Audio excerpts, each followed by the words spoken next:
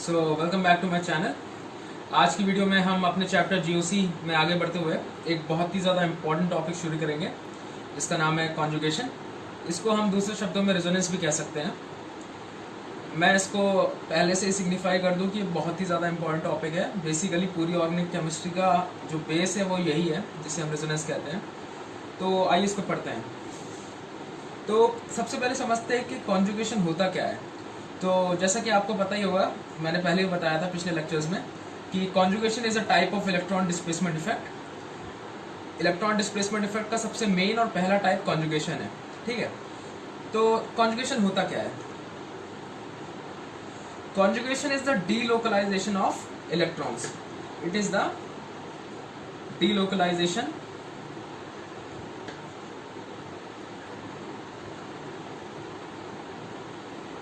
Of electrons. मतलब conjugation में जो इलेक्ट्रॉन्स होते हैं वो अपनी जगह से क्या हो जाते हैं, डीलोकलाइज हो जाते हैं। ठीक है, अब जो डीलोकलाइजेशन होता है वो कौन कौन से इलेक्ट्रॉन्स का होता है? जो डीलोकलाइजेशन ऑफ इलेक्ट्रॉन्स होता है कॉन्जुगेशन में वो सिर्फ पाई बॉन्ड्स और लोन पेयर्स का होता है ना। इसमें सिग्मा बॉन्ड्स के जो इलेक्ट्रॉन्स हैं वो पार्टिसिपेट नहीं करते हैं। ठीक है, तो पहले कॉन्जुगेशन क्या होता है? Conjugation is the delocalization of electrons, और वो किन इलेक्ट्रॉन्स का होता है? सिर्फ पाई बॉन्ड्स और लोन पेयर्स का। इसमें सिग्मा बॉन्ड्स के इलेक्ट्रॉन्स पार्टिसिपेट नहीं करते हैं। तीसरा, जो कॉन्जुगेशन होता है उसमें जो पाई बॉन्ड्स होते हैं और लोन पेयर्स होते हैं वो आपस में क्या होते हैं? इंटर कन्वर्टेबल होते हैं। क्या होते हैं कि पाई बॉन्ड्स और and lone pairs are inter convertible.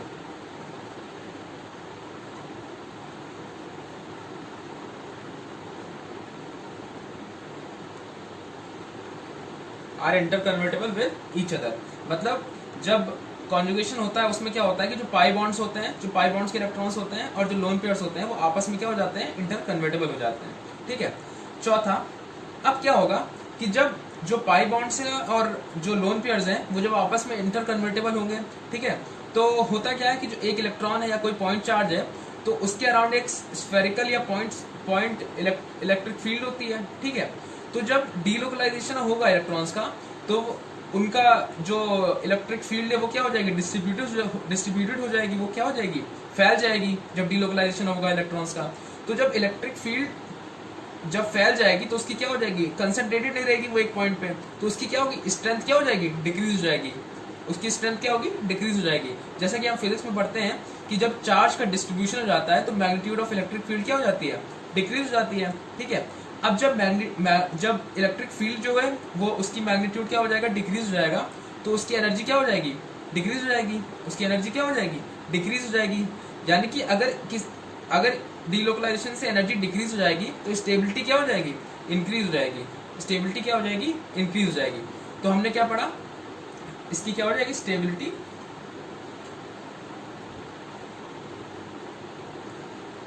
Increase हो जाएगी। स्टेबिलिटी क्या हो जाएगी? इंक्रीज हो जाएगी। यानी कि कॉन्जुगेशन क्या होता है? Conjugation is delocalization of electrons. ठीक है, और इसमें कौन से इलेक्ट्रॉन्स का डीलोकलाइजेशन होता है? वो कौन से होता है? पाई बॉन्ड्स और लोन पेयर्स का। इसमें सिग्मा बॉन्ड्स का डीलोकलाइजेशन नहीं होता है। ठीक है, तीसरा पॉइंट कि जो पाई बॉन्ड्स होते हैं और लोन पेयर्स होते हैं वो इंटर कन्वर्टेबल होते हैं। वो क्या होते हैं? इंटर कन्वर्टेबल होते हैं आपस में। चौथा पॉइंट कि जब कॉन्जुगेशन होता है तो उससे क्या होता है कि जो चार्जेस हो जाते हैं उनका डिस्ट्रीब्यूशन हो जाता है। उस चार्ज डिस्ट्रीब्यूशन की वजह से जो इलेक्ट्रिक फील्ड होती है उन चार्जेस के अराउंड उसका मैग्नीट्यूड क्या हो जाता है? डिक्रीज हो जाता है। और जब चार्जेस का इलेक्ट्रिक फील्ड का मैग्नीट्यूड जब डिक्रीज हो जाएगा तो उसकी क्या हो जाएगी? एनर्जी भी क्या हो जाएगी? डिक्रीज हो जाएगी। और अगर एनर्जी डिक्रीज हो जाएगी तो स्टेबिलिटी क्या हो जाएगी? इंक्रीज हो जाएगी। तो इन टर्न क्या होगा कि जो हमारा जो स्ट्रक्चर है उसकी स्टेबिलिटी क्या हो जाएगी? इंक्रीज हो जाएगी। और यही जो स्टेबिलिटी इंक्रीज है, ये मैंने पिछले के लेक्चर में भी आपको एक बार एक्सप्लेन किया था, यही कारण होता है क्या? इलेक्ट्रॉन डिस्प्लेसमेंट इफेक्ट्स का। ठीक है, तो चलिए हम कुछ एग्जांपल्स लेते हैं।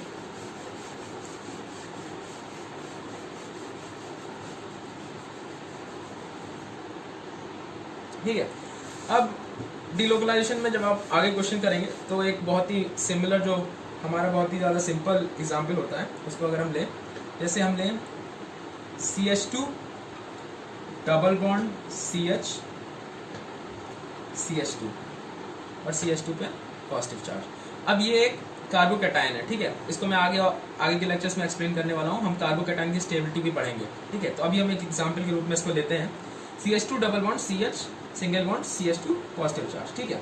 अब अगर मैं इसका थोड़ा सा ऑर्बिटल वाला, मतलब थोड़ा इसका पाई बॉन्ड के साथ स्ट्रक्चर बनाऊं तो बना देखते हैं कैसे बनता है। C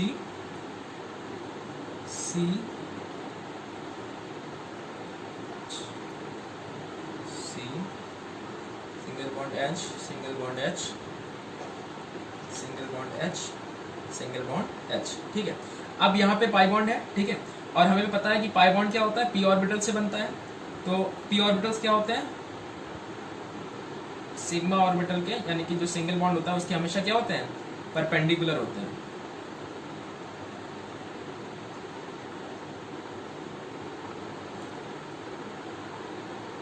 ठीक है, तो अब क्या यहाँ पे एक पाई बॉन्ड है, यानी कि यहाँ पर क्या होगा, एक पाई बॉन्ड बना हुआ है, और यहाँ पे क्या है, पॉजिटिव चार्ज है, यानी कि यहाँ पे क्या है, एम्प्टी ऑर्बिटल है, ठीक है। तो ये इसका एक p ऑर्बिटल के रूप में स्ट्रक्चर है, ठीक है। तो अब क्या होता है, तो अब हम मतलब इसको अभी हम इसका रेजोनेटिंग स्ट्रक्चर अभी पढ़ते हैं आगे। उससे पहले हम ये जान लेते हैं कि जो कॉन्जुगेशन है उसकी होने के लिए, मतलब जो हमारी किसे कह सकते हैं कि हमारी जो नेसेसिटीज हैं, जो हमारी कंडीशंस है कि कॉन्जुगेशन तभी होगा, उसको हम पहले एक बार देख लेते हैं। कि अब ये एक स्ट्रक्चर है, एक टिपिकल स्ट्रक्चर है जो हम पढ़ते हैं कॉन्जुगेशन में, ठीक है। अब इसमें एक पॉइंट आपको दिख रहा होगा कि जितने भी एटम्स हैं, ठीक है, वो प्लेनर है। वो क्या है, प्लेनर है, कि मतलब जो ये जितने भी एटम्स लाई कर रहे हैं वो क्या है, सेम प्लेन में है। वो क्या है, सेम प्लेन में है। तो पहली कंडीशन आती है क्या, कि atoms should be planar, should be क्या, प्लेनर, ठीक है। अब एटम प्लेनर होना जरूरी क्यों है, अब आप ऐसे समझिए, जैसे अभी मैंने आपको बताया कि अगर, चलिए अब एक सेकंड पॉइंट पढ़ते हैं, फिर आपको ज्यादा समझ आएगा कि पहला पॉइंट क्या है कि एटम शुड बी प्लेनर, ठीक है। सेकंड पॉइंट है हमारा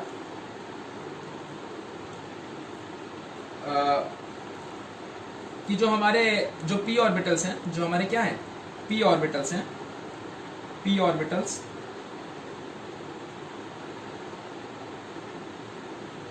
should be parallel to each other, should be parallel to each other, ठीक है।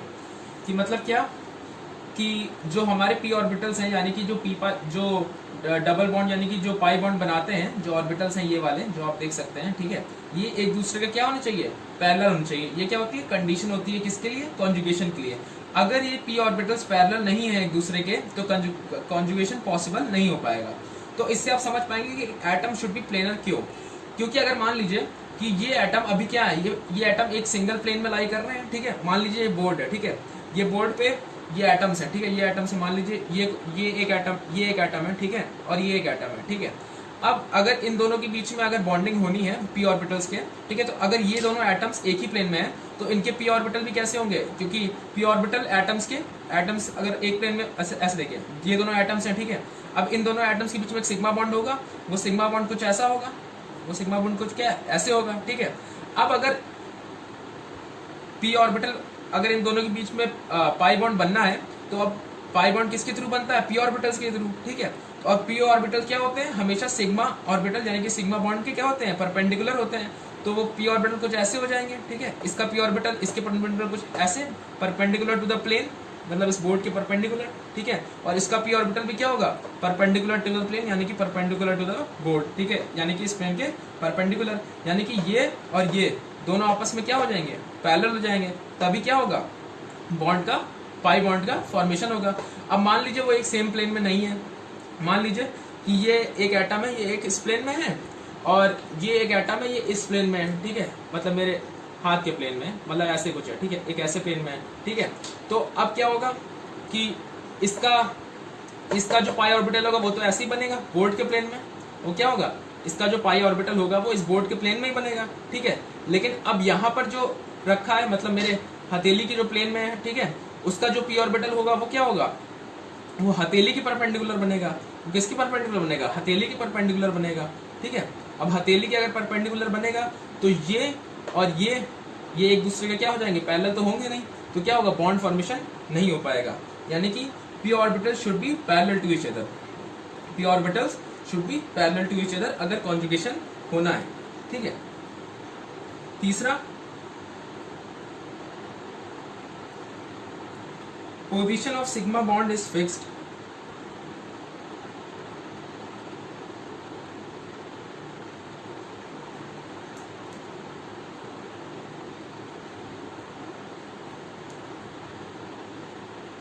Position of sigma bond is, ये सिग्मा का साइन है, position of sigma bond is fixed. Sigma bond यानी कि ये कि मतलब जब कॉन्जुगेशन होता है तो अभी हमने पढ़ा क्या कि जो कॉन्जुगेशन होता है वो सिग्मा और लोन पेयर्स के बीच में होता है, ठीक है। सिग्मा बॉन्ड से इसका कोई रिलेशन नहीं है। तो जब कॉन्जुगेशन होगा तो सिग्मा बॉन्ड जैसे हैं वैसे ही रहेंगे, उनमें कोई चेंजेस नहीं होगा। तो यानी कि अगर यहाँ पर एक सिग्मा बॉन्ड है तो ये सिग्मा बॉन्ड वैसे का वैसा ही रहेगा, उसके सिग्मा बॉन्ड का जो पूरा स्ट्रक्चर है उसमें कोई भी चेंज नहीं आएगा, ठीक है। चौथा पॉइंट देखते हैं, position of atom should be fixed, position of atoms should be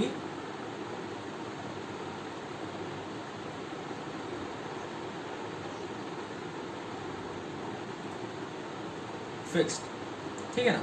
कि ये तो जैसे आपको थर्ड पॉइंट से ही समझ आ रहा होगा। फोर्थ पॉइंट भी क्या कि अगर सिग्मा पॉइंट का पोजीशन सेम है तो सिग्मा बॉन्ड तो दो एटम्स के बीच में ही बनता है ना। अगर सिग्मा बॉन्ड की पोजीशन सेम रहेगी तो ऑफकोर्स एटम्स की पोजीशन भी क्या रहेगी, सेम रहेगी। वो तो सेल्फ एक्सप्लेनेटरी है ना। सेल्फ एक्सप्लेनेटरी है क्या कि अगर, क्योंकि हमें पता है क्या कि कॉन्जुगेशन जो होता है वो सिर्फ लोन पेयर्स और पाई बॉन्ड्स पे ही क्या होता है, उन्हीं के बीच में वर्क करता है। सिग्मा बॉन्ड्स का कोई रिलेशन नहीं है। तो सिग्मा बॉन्ड जो होंगे वो वैसे के वैसे ही रहेंगे, उनमें कोई चेंजेस नहीं आएंगे। और क्योंकि जो सिग्मा बॉन्ड्स होते हैं वो किन्हीं दो एटम्स के बीच में ही बनते हैं, तो उन एटम्स की पोजीशन भी क्या रहेगी, हमेशा फिक्स रहेगी, ठीक है ना। अच्छा, अब हम और आगे बढ़ते हुए फिफ्थ पॉइंट देखते हैं। फिफ्थ पॉइंट,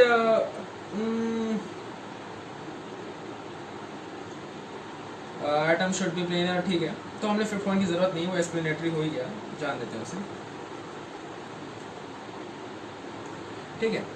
अच्छा, तो हमने अब तक क्या कॉन्जुगेशन में क्या पढ़ा, एक बार हम फिर से समझ लेते हैं क्या कि कॉन्जुगेशन जो होता है वो क्या होता है, डीलोकलाइजेशन ऑफ इलेक्ट्रॉन्स होता है। अब वो कौन से इलेक्ट्रॉन्स होते हैं, वो पाई ऑर्बिटल और लोन पेयर के बीच के इलेक्ट्रॉन्स होते हैं, ठीक है। और जो डीलोकलाइजेशन होता है वो सिर्फ पाई बॉन्ड्स और लोन पेयर्स में होता है, सिग्मा बॉन्ड से उसका कोई रिलेशन नहीं होता है। और चौथा, जो कॉन्जुगेशन होता है वो उस स्ट्रक्चर की स्टेबिलिटी को क्या करता है, इंक्रीज करता है, ठीक है। अब हम नेसेसिटीज यानी कि जो कंडीशंस है कॉन्जुगेशन की वो समझते हैं कि अगर कॉन्जुगेशन होना है तो उसके लिए जो एटम्स होने चाहिए वो प्लेनर होने चाहिए, सॉरी, पी ऑर्बिटल जो होने चाहिए वो एक दूसरे के क्या होने चाहिए, पैरेलल होने चाहिए। पोजीशन ऑफ पाई बॉन्ड्स जो होने चाहिए वो हमेशा, पोजीशन ऑफ सिग्मा बॉन्ड्स जो होनी चाहिए वो फिक्स होनी चाहिए, और पोजीशन ऑफ एटम्स भी फिक्स होने चाहिए। अब जैसे ये जो चार क्वेश्चंस हैं, इनको चार जो मैंने आपको अभी कंडीशन बताई, इनको आप या तो समझ तो गए ही होंगे, लेकिन फिर भी आप एक बार पढ़ लीजिएगा अच्छे से, क्योंकि इस पे क्वेश्चन आ जाते हैं, ठीक है। वो आपको चार ऑप्शंस दे देंगे, उसमें अलग अलग स्ट्रक्चर बना देंगे, ठीक है। और उसमें इन्हीं में से कुछ वेरिएशन कर देंगे और फिर बताना होगा कि आप किस में कॉन्जुगेशन पॉसिबल है, ठीक है। हम उस पर अभी आगे और क्वेश्चन करेंगे, तो इसलिए आप इसको अच्छे से पढ़ लीजिएगा, ठीक है। तो अब हम आगे बढ़ते हैं। अब हम देखेंगे रेजोनेंस और रेजोनेटिंग स्ट्रक्चर्स के बारे में, ठीक है।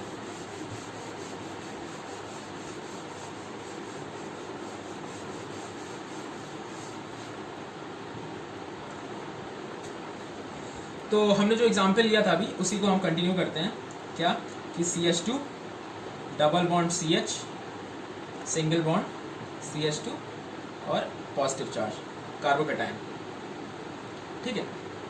तो अब क्या होगा कि अब बड़ा इंटरेस्टिंग हो जाता है यहाँ से कई लोग याद रखते हैं, लेकिन आपको मैं रिएक्शन मैकेनिज्म ऐसे समझाऊंगा जिससे कि आपको खुद भी इंटरेस्ट आने लगेगा। क्योंकि होता क्या है कि जिन लोगों की फिजिक्स स्ट्रांग होती है उनको केमिस्ट्री नहीं पसंद आती है, लेकिन मैं आपको ऐसे समझाऊंगा कि आप फिजिक्स अप्लाई कर सकते हैं इसमें और आपको और मज़ा आने लगेगी जिनको केमिस्ट्री में अब तक इंटरेस्ट नहीं आता था। ठीक है, तो हमने ये एक स्ट्रक्चर लिया, मान लीजिए स्ट्रक्चर ए है। ठीक है, तो ये पहला कार्बन है, ये दूसरा कार्बन है, ये तीसरा कार्बन है। हम ऐसे मार्क करते हैं इसको नीचे छोटा सा ऑर्गेनिक केमिस्ट्री में। ठीक है, किसी भी कार्बन चेन में। ठीक है, तो अब क्या हुआ कि CH2 double bond CH single bond CH2 plus है। ठीक है, तो अब क्या होगा कि देखिए यहाँ पर एक पॉजिटिव चार्ज है। ठीक है, और यहाँ पर क्या है, एक पाई बॉन्ड है। ठीक है, और अभी हमने क्या पढ़ा कि जो कॉन्जुगेशन होता है वो सिर्फ पाई बॉन्ड्स और लोन पेयर्स के बीच में होता है। ठीक है, तो सिग्मा बॉन्ड से इसका कोई रिलेशन नहीं होगा। ठीक है, तो अभी जो पाई बॉन्ड है इसके यहाँ पे कुछ 2 इलेक्ट्रॉन्स हैं, इस पे यहाँ पे क्या है, कुछ 2 इलेक्ट्रॉन्स हैं। ठीक है, अब हमें पता है क्या कि unlike charges attract each other, तो यहाँ का जो पॉजिटिव चार्ज है और इस पाई बॉन्ड का जो नेगेटिव चार्ज है ये आपस में क्या होंगे, अट्रैक्ट होंगे। तो ये जो पाई बॉन्ड के इलेक्ट्रॉन्स हैं वो इस वाले कार्बन एटम पे क्या हो जाएंगे, शिफ्ट हो जाएंगे। तो उससे क्या होगा, CH2 single bond CH2 positive charge. तो उससे क्या होगा कि अब ये दोनों बॉन्ड की जो दोनों इलेक्ट्रॉन्स हैं वो किस पे शिफ्ट हो जाएंगे, कार्बन पे। क्यों, क्योंकि जो पॉजिटिव चार्ज है वो इस इलेक्ट्रॉन्स के नेगेटिव चार्ज को क्या करेगा, अपनी तरफ अट्रैक्ट करेगा। तो इस पे क्या आ जाएगा, एक लोन पेयर आ जाएगा, यानी कि एक नेगेटिव चार्ज आ जाएगा। ठीक है, इस पे क्या आ जाएगा, एक लोन पेयर यानी कि एक नेगेटिव चार्ज आ जाएगा। फिर क्या होगा अगले स्टेप में कि, और हाँ, अब क्योंकि इसका एक इलेक्ट्रॉन चला गया है तो इस पे क्या आ जाएगा, एक पॉजिटिव चार्ज आ जाएगा। इस पे क्या आ जाएगा, एक पॉजिटिव चार्ज आ जाएगा। फिर क्या होगा अगले स्टेप में कि ये जो लोन पेयर है ये जो लोन पेयर है ये इसको क्या दे देगा, अपना इलेक्ट्रॉन दे देगा। तो यहाँ पे क्या हो जाएगा, एक डबल बॉन्ड की फॉर्मेशन हो जाएगी। यहाँ पे क्या हो जाएगी, एक डबल बॉन्ड की फॉर्मेशन हो जाएगी। इसको और समझने के लिए मैं आपको एक इसका ऑर्बिटल स्ट्रक्चर बना के दिखाता हूँ कि कैसे हो रहा है ये। जैसे देखिए ये अभी हमने बनाया था थोड़ी देर पहले, CH2, ठीक है, और ये इसके p ऑर्बिटल्स हैं। ठीक है, अभी तक क्या था कि यहाँ पे इलेक्ट्रॉन्स थे, यहाँ पे इलेक्ट्रॉन्स थे, ये एम्प्टी ऑर्बिटल था, इनके बीच में क्या थी, बॉन्डिंग थी। ये हमारा A स्ट्रक्चर है। ठीक है, अब क्या होगा B स्ट्रक्चर में, ये B है, B स्ट्रक्चर में अब क्या होगा, B स्ट्रक्चर से पहले हम ये वाला स्ट्रक्चर देखते हैं। इसको भी नाम नहीं देते हैं, ठीक है, क्योंकि ये रिएक्शन इंटरमीडिएट है, ये थोड़ी देर के लिए बनता है और एंड में हमें मिलता नहीं है ये। ठीक है, अभी रिएक्शन इंटरमीडिएट हम आगे पढ़ेंगे तब मैं और एक्सप्लेन करूँगा कि रिएक्शन इंटरमीडिएट होता क्या है। ठीक है, तो अब इसको हम इसका अगला स्टेप बनाते हैं, C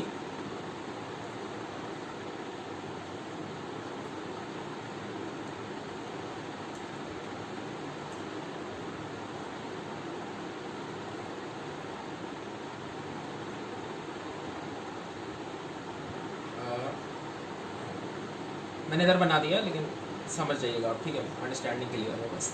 ठीक है, तो अब क्या होगा कि ये जो इलेक्ट्रॉन था और ये जो इलेक्ट्रॉन था, इन दोनों का एक एक इलेक्ट्रॉन क्या कर रहा था, पाई बॉन्ड बना रहा था। ठीक है, अब क्योंकि यहाँ पे लोन पेयर है, यहाँ पे मतलब एक लोन पेयर कह रहा हूँ, यहाँ पे एक एम्प्टी ऑर्बिटल है। ठीक है, तो ये क्या होगा, ये वाला जो एम्प्टी ऑर्बिटल है यहाँ पे पॉजिटिव चार्ज है मतलब। ठीक है, अब ये पॉजिटिव चार्ज इन दोनों इलेक्ट्रॉन्स को क्या करेगा, अपनी तरफ खींचेगा। ठीक है, मतलब कार्बन भी तो अपना ऑक्टेट यहाँ पर पूरा करना चाहेगा ना, तो यहाँ पर क्या करेगा, ये अपनी तरफ इसको अट्रैक्ट करेगा। तो उससे क्या होगा कि इसका जो इलेक्ट्रॉन है वो इस वाले ऑर्बिटल में क्या हो जाएगा, पहले ट्रांसफर हो जाएगा फर्स्ट स्टेप में। तो यहाँ पर क्या हो जाएंगे, 2 इलेक्ट्रॉन आ जाएंगे, यहाँ पर एक क्या हो जाएगा, लोन पेयर बन जाएगा। यहाँ पे क्या बन जाएगा, एक लोन पेयर बन जाएगा। क्यों, क्योंकि जो फर्स्ट वाला कार्बन है, जो मतलब 1 2 3, जो थर्ड वाला कार्बन है वो क्या हो जाएगा, थर्ड वाले कार्बन से जो इलेक्ट्रॉन था पाई ऑर्बिटल p ऑर्बिटल में, वो किस पे चला जाएगा, सेकंड वाले कार्बन पे। तो यहाँ पे जो सेकंड वाला कार्बन है उस पर क्या आ जाएगा, एक लोन पेयर आ जाएगा, और यहाँ पर क्या हो जाएगा, एक एम्प्टी ऑर्बिटल आ जाएगा। तो उससे क्या होगा कि अब फर्स्ट और थर्ड दोनों पे क्या आ जाएंगे, फर्स्ट और थर्ड दोनों पे क्या हो जाएंगे, एम्प्टी ऑर्बिटल। जो पॉजिटिव चार्ज होता है उसका मतलब ही क्या होता है कि जो हमारा p ऑर्बिटल है या जो भी ऑर्बिटल है हमारा वो क्या है, एम्प्टी है। तो यहाँ पे क्या है, दोनों में एम्प्टी ऑर्बिटल है। देखिए यहाँ पे भी देखिए हमारा जो फर्स्ट सेकंड और थर्ड है, फर्स्ट और थर्ड में पॉजिटिव चार्ज है, यानी कि यहाँ पे क्या है, एम्प्टी ऑर्बिटल। वही देखिए यहाँ पर भी फर्स्ट और थर्ड में एम्प्टी ऑर्बिटल है, क्यों, क्योंकि यहाँ पे पॉजिटिव चार्ज है। और सेकंड वाले में क्या है, नेगेटिव है, नेगेटिव का मतलब होता है लोन पेयर। यहाँ पर 2 इलेक्ट्रॉन आ गए ना, यहाँ पे एक लोन पेयर जनरेशन हो गया है, तो यहाँ पे क्या आ गया, एक नेगेटिव चार्ज आ गया है। ठीक है। अच्छा अब मैं क्या करूँ, अच्छा ठीक है, यहाँ नीचे बना देता हूँ, यहाँ नीचे बना देता हूँ। ठीक है, तो इसका अगला स्टेप जो हमारा बी बनेगा, उसका अगर हम बनाएं स्ट्रक्चर कि सी सेम बनेगा वो, तो क्यों, क्योंकि हमारा सिग्मा बॉन्ड से हमारा कोई रिलेशन नहीं रहता है, सिग्मा बॉन्ड जैसे हैं वैसे के वैसे रहेंगे, उनमें कोई चेंज नहीं आएगा। ठीक है, तो अब क्या होगा,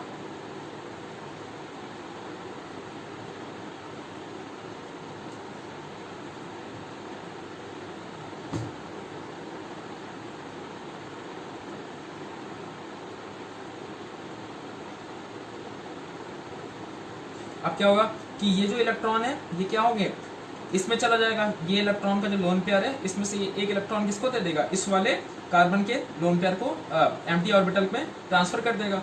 तो अब इस कार्बन पे कितना बचेगा, एक इलेक्ट्रॉन, और एक इलेक्ट्रॉन ये किसको दे देगा, इसको दे देगा। ठीक है, तो अब क्या होगा, इनमें एक पाई बॉन्ड का जनरेशन हो जाएगा। ठीक है, और ये पर क्या रहेगा, ये तो एक एम्प्टी ऑर्बिटल रहेगा ही रहेगा। तो वही चीज है, जैसे आप देखिए ए में क्या है, ए में सबसे पहले क्या था, यहाँ पर एक कार्बोकेटायन था, यानी कि एक एम्प्टी ऑर्बिटल था। ठीक है, उसमें क्या हुआ कि अब यहाँ पर क्योंकि पाई बॉन्ड है तो ये पॉजिटिव चार्ज है, और ये पाई बॉन्ड में क्या है, इलेक्ट्रॉन्स है जो कि नेगेटिव चार्ज है। तो ये पॉजिटिव चार्ज क्या करेगा, इन इलेक्ट्रॉन्स को अपनी तरफ क्या करेगा, अट्रैक्ट करेगा। तो ये इलेक्ट्रॉन्स क्या होंगे, इसकी तरफ ट्रांसफर होंगे, इसकी तरफ क्या होंगे, खींचेंगे। तो यहाँ पे ये इलेक्ट्रॉन्स सेकंड वाले कार्बन पे आ जाएंगे एक लोन पेयर के रूप में, तो सेकंड वाले कार्बन पे क्या आ जाएगा, एक नेगेटिव चार्ज आ जाएगा। और क्योंकि थर्ड वाला कार्बन का इलेक्ट्रॉन जो है वो सेकंड वाले पे ट्रांसफर हो गया है, तो थर्ड वाले पे क्या आ जाएगा, पॉजिटिव चार्ज आ जाएगा, और फर्स्ट वाले पे तो हमारा पॉजिटिव चार्ज था ही। अब अगले स्टेप में क्या होगा कि जो लोन पेयर है इसमें से ये इलेक्ट्रॉन, एक इलेक्ट्रॉन इस वाले कार्बन को दे देगा। ठीक है, तो इसमें क्या हो जाएगा, एक पाई बॉन्ड का जनरेशन हो जाएगा, इस पे क्या हो जाएगा, एक पाई बॉन्ड का जनरेशन हो जाएगा। तो पाई बॉन्ड शिफ्ट होके यहाँ से यहाँ आ जाएगा, और पॉजिटिव चार्ज यहाँ पे चला जाएगा। तो इसी जो ये जो पूरा फिनोमिनन है, ये जो हमारा पूरा फिनोमिनन है, इसी को हम क्या कहते हैं, इसको हम रेजोनेंस कहते हैं। इसको हम क्या कहते हैं, रेजोनेंस कहते हैं। इसको हम क्या कहते हैं, रेजोनेंस कहते हैं। और ये जो हमारे ए और बी हैं, ए और बी हैं हमारे, इनको हम रेजोनेटिंग स्ट्रक्चर्स कहते हैं।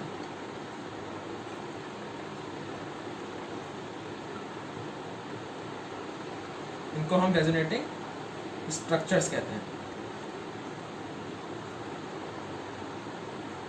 आरएसबी कहते हैं शॉर्ट में। ठीक है, ए और बी हमारे रेजोनेटिंग स्ट्रक्चर्स हैं। और ये जो सेंटर में बन रहा है ये रिएक्शन इंटरमीडिएट है, ये रिएक्शन के दौरान बनता है लेकिन एंड में हमें मिलता नहीं है। ठीक है, तो इसको हम रिएक्शन इंटरमीडिएट, इसको हम रेजोनेटिंग स्ट्रक्चर नहीं मानते। जो हमें एंड में मिलते हैं दोनों, कि मतलब कि पहला जो पॉजिटिव चार्ज था वो 1 से 3 पे आ गया, और जो पाई बॉन्ड जो 2 और 3 के बीच में था वो 1 और 2 के बीच में आ गया। ठीक है, तो ये हमारे क्या है, रेजोनेटिंग स्ट्रक्चर्स हैं। ठीक है, इतना आपको समझ आ गया हो तो कॉपी कर लीजिए वीडियो पॉज करके। ठीक है, तो हम आगे बढ़ते हैं। और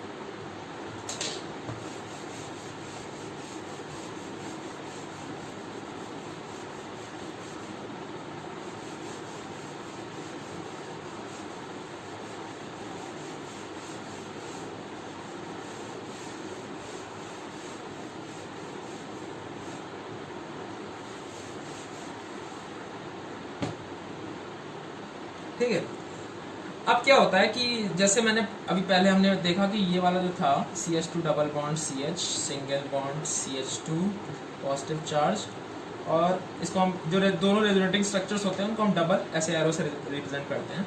ठीक है, CH2 यहाँ पे पॉजिटिव चार्ज आ जाएगा, CH डबल बॉन्ड CH2।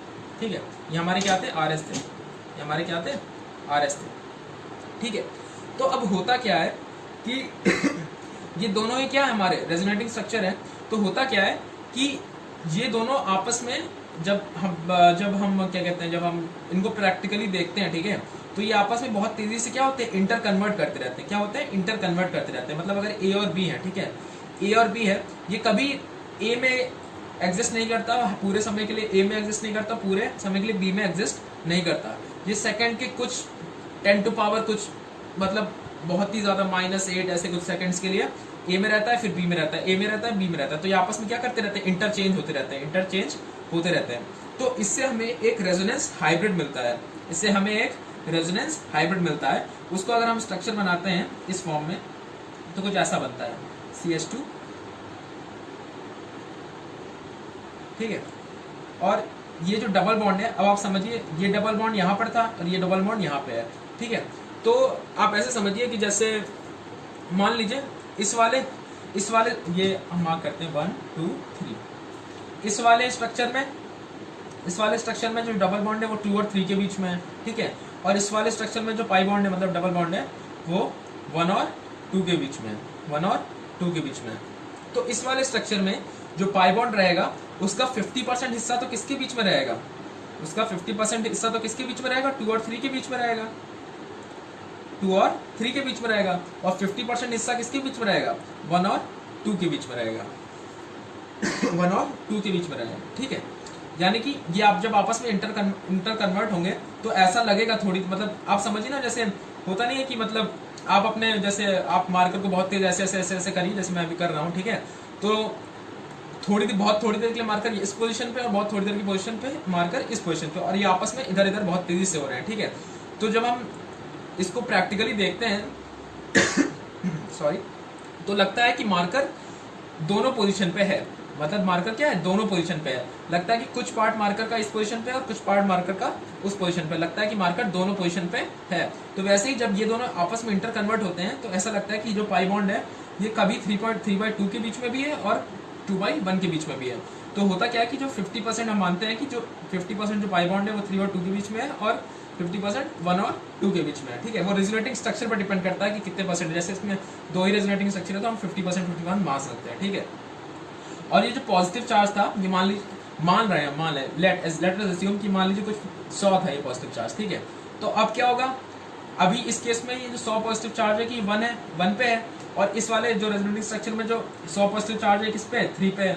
तो जब जो इसका रेजोनेंस हाइब्रिड होगा तो ये जो 100 पॉजिटिव चार्ज है ये इन दोनों रेजोनेटिंग स्ट्रक्चर्स में इक्वली डिस्ट्रीब्यूट हो जाएगा।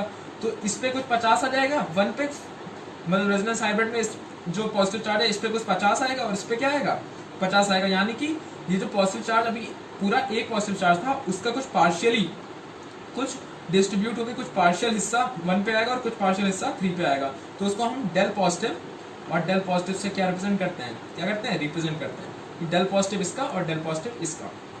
तो ये जो हमारा होता है, ये जो होता है हमारा, इसको हम क्या कहते हैं, रेजोनेंस हाइब्रिड कहते हैं, रेजोनेंस हाइब्रिड कहते हैं।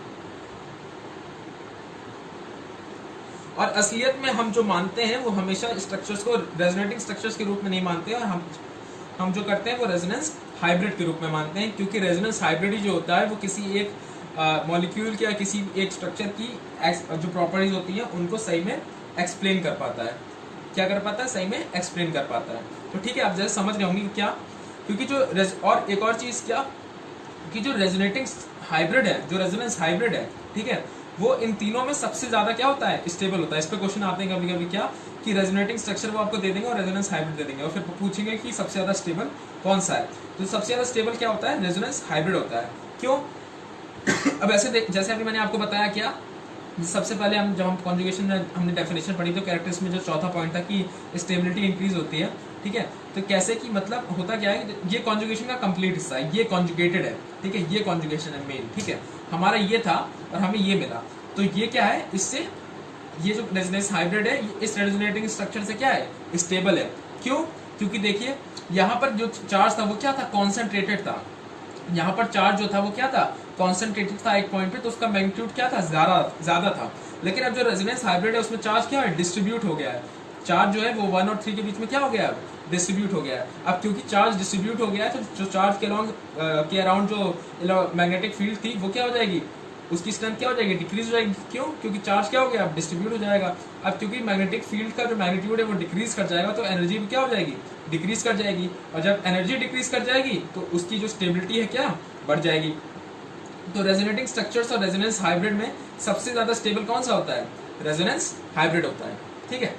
ये समझने वाली बात है, ठीक है। अब अगर हम इसका एक और चीज समझते हैं, एक माइनर सा पॉइंट है, क्या कि अगर हम रेजोनेटिंग स्ट्रक्चर्स और रेजोनेंस हाइब्रिड का का ग्राफ बनाएं तो कैसे बनेगा। ठीक है, आपको ए और बी तो याद ही होंगे कि ए हमारा क्या था, CH2 double bond CH single bond CH2 positive यहाँ पे था, और बी क्या था हमारा CH2 यहाँ पे पॉजिटिव आ गया था, single bond CH double bond CH2, और हमारा जो रेजोनेंस हाइब्रिड था RH वो क्या था CH2 CH CH2 partial double bond character, इसे हम क्या कहते हैं partial double bond character, del positive और डेल पॉजिटिव। ठीक है, अगर अब हमें इसको मान लीजिए C है ये, ठीक है, अब हमें इसका एक एनर्जी ग्राफ बनाना हो, हमें इसका अगर एनर्जी रिप्रेजेंटेशन करेंगे तो क्या होगा, ठीक है, ये एनर्जी है, ठीक है, ये क्या है एनर्जी है, तो ए और बी की एनर्जी क्या होगी, बराबर होगी, ए और बी की एनर्जी क्या होगी, बराबर होगी। क्यों, क्योंकि इसमें चार्ज का मैग्नीट्यूड क्या है, सेम है, मतलब यहाँ पे 100 चार्ज है तो यहाँ पर भी 100 ही चार्ज है ना, चार्ज तो उतना ही है ना, बस पोजीशन क्या हो गई है, चेंज हो गई है पोजीशन क्या हो गई है, चेंज हो गई है, मतलब चार्ज तो उतना ही है। तो ए और बी का जो एनर्जी लेवल है वो क्या होगा, सेम होगा, ए और बी का एनर्जी लेवल क्या है, सेम होगा। क्यों, क्योंकि चार्ज तो सेम है। और जो सी है उसका एनर्जी क्या होगा, कम होगा, उसका एनर्जी क्या होगा, कम होगा। अभी मैंने आपको एक्सप्लेन किया, क्यों, क्योंकि इसमें अब चार्ज का डिस्ट्रीब्यूशन हो गया है, चार्ज डिस्ट्रीब्यूशन से क्या होगा, मैग्नेटिक फील्ड की स्ट्रेंथ क्या हो जाएगी, डिक्रीज कर जाएगी, और मैग्नेटिक फील्ड की स्ट्रेंथ अगर डिक्रीज कर जाएगी तो एनर्जी क्या हो जाएगी, उसकी डिक्रीज कर जाएगी, और अगर एनर्जी डिक्रीज कर जाएगी तो उसकी स्टेबिलिटी क्या हो जाएगी, इंक्रीज हो जाएगी। क्यों, क्योंकि चार्ज अब इसमें यहाँ पे जो है, यहाँ पे जो पॉजिटिव चार्ज था वो अब इन दोनों पार्ट में क्या हो गया, डिस्ट्रीब्यूट हो गया, तो अब इसकी एनर्जी क्या हो जाएगी, इसकी मैग्नेटिक फील्ड क्या हो जाएगी, डिक्रीज कर जाएगी, एनर्जी क्या हो जाएगी, डिक्रीज कर जाएगी। तो ए और बी के बीच से दोनों से कम किसकी एनर्जी होगी, सी की, जो कि है रेजोनेंस हाइब्रिड की। ठीक है, अब ये जो ए और बी यानी कि ए और बी की जो एनर्जी है और जो सी की एनर्जी है, उसमें जो एनर्जी गैप होता है, उसे हम क्या कहते हैं, रेजोनेंस एनर्जी कहते हैं। उसे हम क्या कहते हैं, रेजोनेंस एनर्जी कहते हैं। मतलब रेजोनेंस एनर्जी, ठीक है। रेजोनेंस एनर्जी क्या होती है, the gap in energies between, short में लिख रहा हूं, between resonance hybrid and resonating structures. ठीक है, उससे हम क्या कहते हैं, रेजोनेंस एनर्जी कहते हैं। एक बहुत छोटा सा पॉइंट था, मैंने सोचा आपको बता देता हूँ। ठीक है, अच्छा, तो अब देखा जाए क्या क्या बचा हमारा। ठीक है, चलिए ये तो हो गया अब। ठीक है, हाँ एक और चीज़ है, चलिए आपको इतना तो समझ आ गया होगा कि रेजोनेंस हाइब्रिड क्या होता है और रेजोनेंट इसकी एनर्जी गैप क्या होता है। ठीक है, इसको आप चाहे तो कॉपी कर लीजिए वीडियो पॉज करके। ठीक है, कर लिया, चलिए मिटाते हैं इसको।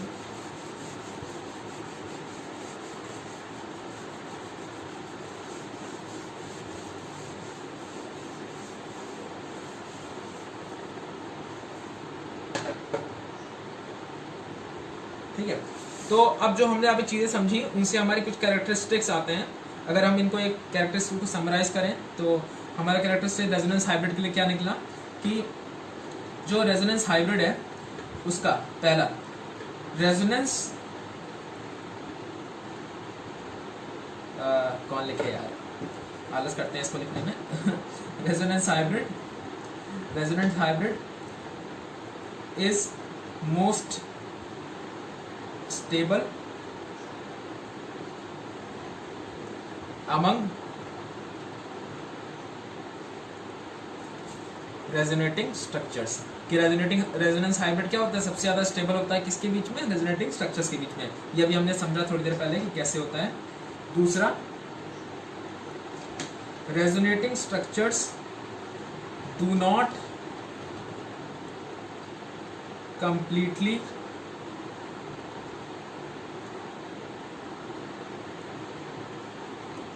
explain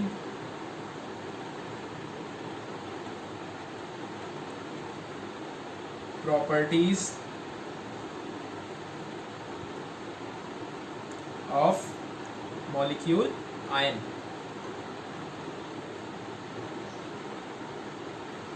ion. ठीक है, रेजोनेंस हाइब्रिड एक्सप्लेन्स, तीसरा पॉइंट क्या है, resonance hybrid explains the properties completely. ठीक है, शॉर्ट में लिखा है कंप्लीटली। ठीक है, चौथा, normally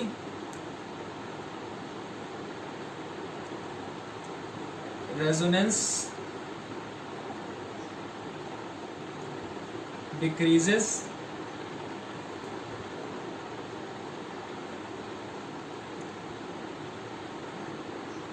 the energy of the molecule।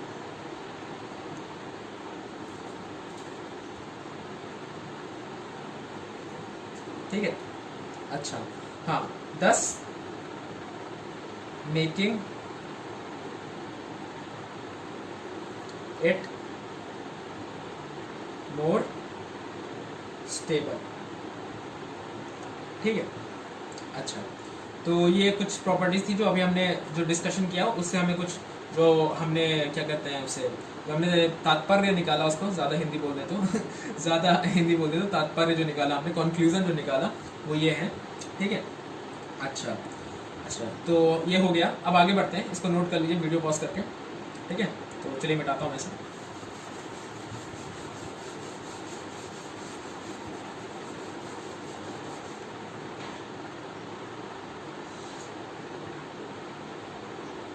अच्छा, तो अब हम इसके बाद इतना डिस्कशन करने के बाद हम रेजोनेंस को समझ गए हैं। अभी कुछ चीज़ें बची हैं, वो मैं आगे वाले वीडियो में डिस्कस करूंगा, तो देखते रहिए। अगर आपको आज की वीडियो अच्छी लगी हो तो सब्सक्राइब कीजिएगा मेरे चैनल को, और लाइक भी कर दीजिएगा, और बेल आइकन को भी दबा दीजिएगा और भी लोग जो तैयारी कर रहे हैं उनसे शेयर करिए। मैं वीडियोस डेली पोस्ट करता हूँ और बनाता रहूँगा आगे वीडियोस भी। तो और अगर आपको कोई और चैप्टर पढ़ना हो ऑर्गेनिक का, अगर कोई भी क्वेरी हो या कोई भी प्रॉब्लम हो तो आप कमेंट सेक्शन में दे सकते हैं, और मैं तो कोशिश करूँगा कि इस पर वीडियो बना दूँ। तो तब तक के लिए चलते हैं। Thank you very much.